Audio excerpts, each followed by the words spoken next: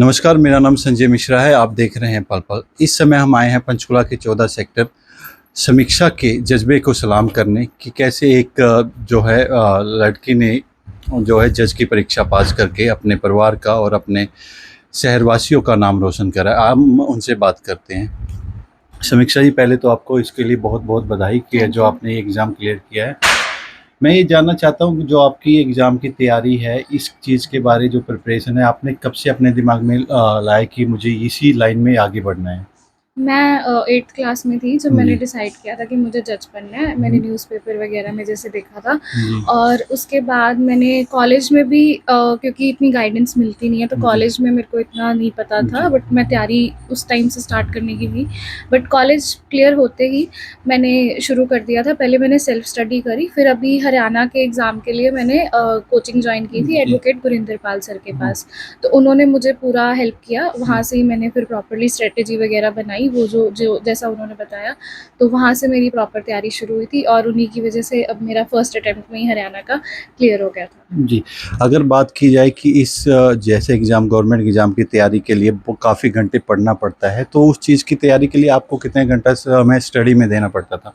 नहीं, ये चीज़ तो है कि जैसे जुडिशरी या कोई भी बड़ा एग्ज़ाम है, जी, उसमें ये है कि मिनिमम आपको 8 टू 7 आवर्स तो देने ही पड़ते हैं। जी, लेकिन हमें पता नहीं चलता था कि माहौल जो था वो वहाँ पे ऐसा था कि हमें पता ही नहीं चलता था कब 8 घंटे, 9 घंटे हो जाते थे। मैं जी, यही कहूँगी कि टाइम जो है, जितना भी टाइम आप पढ़ रहे हो, वो आप ऐसे दो कि आप जो उस टाइम पे पढ़ रहे हो अच्छे से पढ़ो, जी। वो आपको याद रहे। कोई फ़ायदा नहीं अगर आप 8-8 घंटे भी पढ़ रहे हो और आपको कुछ जो दिन में किया वो याद ही नहीं है। अ, टाइम देना इम्पॉर्टेंट है, साथ में अपना रेस्ट करना भी बहुत इम्पॉर्टेंट है। ये हमारा रहता था कि हम 7-8 घंटे सोते भी थे। अगर हम इतना घंटा पढ़ रहे हैं तो इससे ज़्यादा इतना ही हम सो भी रहे हैं कि ताकि रेस्ट भी हो और जो याद किया है वो याद भी रहे। तो वो टाइम तो देना पड़ता है, बट उसके साथ-साथ अपना ध्यान भी रखना पड़ता है। अगर बात की जाए तो आपने इतना बड़ा एग्ज़ाम पास किया है, आपको लोगों का जैसे कि अभी समर्थन भी या कि ये बधाई देने के लोगों का तांता भी लगा हुआ है। आपको अभी एसडीएम जो है उचाना के उन्होंने भी सम्मानित किया है, तो ऐसा सम्मान पाकर आपको कैसा फ़ील हो रहा है? ये बिल्कुल ही आउट ऑफ द ब्लू और बिल्कुल ही हुँ, अनएक्सपेक्टेड है, क्योंकि मुझे था कि क्लियर हो जाएगा, बस जी, ख़त्म हो जाएगा। ये नहीं पता था इतने सारे लोग आएँगे या इतने बड़े-बड़े लोग सम्मानित भी करेंगे। तो बहुत अच्छा भी लग रहा है कि कभी मतलब वही जो चीज़ कभी आपने सोची नहीं होती और जी, वो हो जाए और जी। ऐसे लोग आपको सम्मानित करें, तो ऐसा लगता है कि हाँ, ये एक बहुत बड़ी रिस्पॉन्सिबिलिटी मिली है। जी। पोस्ट ही नहीं तो फिर उस चीज़ को भई ऐसे ही आगे पूरी इज़्ज़त बनी रहे, तो वही चीज़ है। अगर हम बात की करें इस एग्ज़ाम के बारे में कि हमें लोगों से सपोर्ट की भी बहुत ज़रूरत होती है, अच्छे गाइडेंस की कई बार ज़रूरत होती है, अच्छे हमें टीचर्स या कई फ्रेंड सर्कल भी हमें सपोर्ट करता है।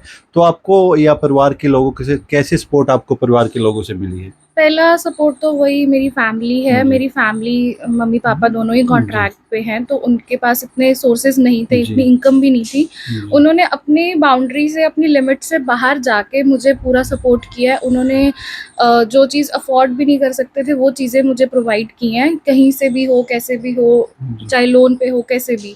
तो वो चीज़ थी। उसके बाद सेकंड की जो मेरे टीचर मैंने आपसे पहले जी, बताया, जो एडवोकेट गुरिंदर पाल सर हैं, उन्होंने हमें ऐसा मुझे नहीं फ़ील होने दिया कि मेरे पास सोर्सेज़ की कमी है। जब से मैं उनके पास गई थी, वहाँ से मुझे प्रॉपर गाइडेंस मिली है। वहाँ पे मुझे फ्रेंड सर्कल ऐसा मिला जो मुझे हर चीज़ में सपोर्ट करते थे, स्ट्रैटेजीज़ बताते थे। तो वो एक रहा है कि फ्रेंड्स का सपोर्ट या टीचर्स जी। का सपोर्ट, अपने पीयर्स का सपोर्ट हम कहते हैं, तो वो मुझे हमेशा से मिला है। इस चीज़ में मैं लकी थी कि मेरे पेरेंट्स ने मुझे ऐसा किया और फिर उसके बाद आगे मुझे गाइडेंस ऐसी मिली कि जी। मुझे किसी चीज़ की कमी नहीं लगी। अगर बात की जाए जैसा कि आपने बताया कि आपके जो पेरेंट्स हैं कॉन्ट्रैक्ट बेस पे हैं, जैसे पापा ड्राइवर का काम करते हैं, तो उनको देख के आपको मोटिवेशन भी लेनी होती कि वो इतना मेहनत कर रहे हैं, तो वो चीज़ें आपको आगे मोटिवेट करती थी? हाँ जी, बिल्कुल, क्योंकि मेरे पापा जो हैं उन्होंने तो कभी शायद ऑफ भी नहीं लिया होगा और जी, मम्मी इतने सारे हेल्थ प्रॉब्लम्स होने के बावजूद भी इतनी मेहनत करते हैं, तो उन दोनों को देख के मुझे ये होता था कि वही शायद इस चीज़ ने भी मुझे ये किया कि फर्स्ट अटेम्प्ट है, अच्छे से है, तो इसको अच्छे से कर ले ताकि पेरेंट्स की को एक रेस्ट मिल सके, जी, जी। एक स्ट्रेस फ्री हो सके, तो वो एक मोटिवेटिंग फैक्टर था ही। फिर पापा जो थे वो हमेशा से ऑफ़िसर्स के साथ थे, तो हुँ, उन्होंने ऑफ़िसर्स की लाइफ़ को बहुत क्लोज़ली ऑब्ज़र्व किया, तो वो जी। चीज़ भी एक होती थी कि मैं भी चाहती हूँ कि मेरे पापा को भी ये सब जो है ओके। उनको वो फ़ील कर सकें जी, जी। ऐसा कि कैसे लाइफ़ होती है। तो ये सारा भी था, वहाँ से भी मोटिवेशन काफ़ी मिलती थी। उन्होंने मतलब काफ़ी उन्होंने एक छोटा नहीं रखा, उनका यही था कि कुछ करना है तो अच्छा करना है, कि जी। एक बारी में मेहनत करो हो जाएगा, ऐसा कुछ नहीं होता कि आपके रिसोर्सेज जो हैं वो कम पड़ जाते हैं, तो मेहनत कर। तो एक वही फैमिली का बहुत मैटर करता है, तो उनकी तरफ से ये चीज़ थी।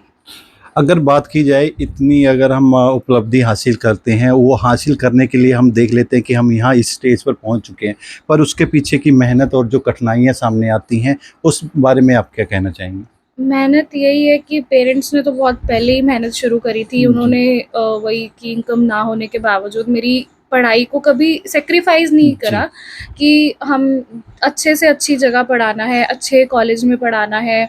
तो वो है, मेहनत की बात ये होती है, हम अभी इग्नोर कर देते हैं जो चीज़ें, कि एक ना जब बच्चा तैयारी करता है उनके ऊपर मेंटल प्रेशर भी बहुत जी, रहता है। बिल्कुल। तो उस चीज़ के ऊपर भी उनको कंट्रोल करना पड़ता है, एक मेंटली भी अपने आप को ठीक रखना पड़ता है, और पूरी ये हेल्थ इश्यूज़ जो हैं ये कई बारी आपके ना हिंड्रेंसेस बनते हैं जी, तैयारी में, तो वो चीज़ ना रहे, वो एक रहती है ऑब्वियसली डिफ़िकल्टी। और फिर उसके बाद कुछ बच्चे जैसे वही रिसोर्सेज़ से या उनको प्रॉपर गाइडेंस नहीं मिल पाती, एक वो चीज़ है। मेरे साथ ये था कि इन सब चीज़ों को जी। मेरे को नहीं ध्यान ज़्यादा देना पड़ा, मेरे पास लोग ऐसे थे कि जो मुझे हमेशा इन चीज़ों में सपोर्ट करते थे। जी, अब जैसे जो जनरेशन है वो आस-पास के लोगों को ही देखकर सीखती है। ये बात करें हम आस-पास के जो लोग हैं, बच्चे हैं जो अभी तैयारियाँ कर रहे हैं, आप उनको किस हिसाब से मोटिवेट करना चाहेंगी कि वो लोग की भी अपनी पढ़ाई के सही से ध्यान केंद्रित कर पाएँ, अपने माँ-बाप का नाम जैसे आपने रोशन किया इतनी बड़ी स्टेज पर इतनी बड़ी उपलब्धि हासिल करके, तो वो भी ये उपलब्धि हासिल कर पाएँ और मेहनत के लिए प्रेरित रहें? मैं यही कहूँगी कि अगर आपने एक गोल डिसाइड किया हुआ है, उस गोल पे ही रहो और उसके लिए ही तैयारी करो। जी, अगर आप सोचते हो कि एक गोल भी है और एक बैकअप भी है, मैं दोनों की साथ में तैयारी करूँ, तो वो ज़रूरी नहीं है। आप गोल पे फ़ोकस करो, आप गोल के लिए अच्छे से प्रिपेयर करो। और कई बार ये होता है कि हमें ना फैमिली का नो डाउट मैटर करता है कि क्या एनवायरनमेंट है। आप अगर आपको लगता है कि एनवायरनमेंट नेगेटिव है, पॉज़िटिव नहीं है आस-पास का, फैमिली नहीं और भी जी, आस-पास का, बिल्कुल। उसे जितना हो सके आप उसको इग्नोर करके अपने गोल पे फ़ोकस्ड रहो। क्योंकि जी, बोलने वाले या कोई भी है, वो नेगेटिविटी हमेशा आती है, हर किसी के पास आती है। जी। आप उसको जितना इग्नोर करके अपने ही गोल पे फ़ोकस्ड रहोगे, अपने आप पर फ़ोकस करोगे, आपको कोई नहीं रोक सकता। अब आगे का क्या प्रोसेस है? ये जो जॉइनिंग है आपकी है, अभी जॉइनिंग की भी डेट भी आनी है या आ चुकी होगी, तो उस बारे में अभी आपको इन्फॉर्मेशन मिल चुकी है? नहीं, अभी तो सिर्फ़ हम सेलेक्टेड हैं, अभी हमें ऐसी कोई इन्फॉर्मेशन आई नहीं है, तो इसके बारे में तो कुछ जॉइनिंग का भी हमें कोई आइडिया नहीं है। जी। तो तो जैसा कि अभी हम यहाँ समीक्षा जी के घर पहुँचे थे, जो अभी सिविल जो है हरियाणा के जज बनकर अपने परिवार का नाम रोशन किया है। तो इसी के साथ आप देखते रहें पल-पल। धन्यवाद।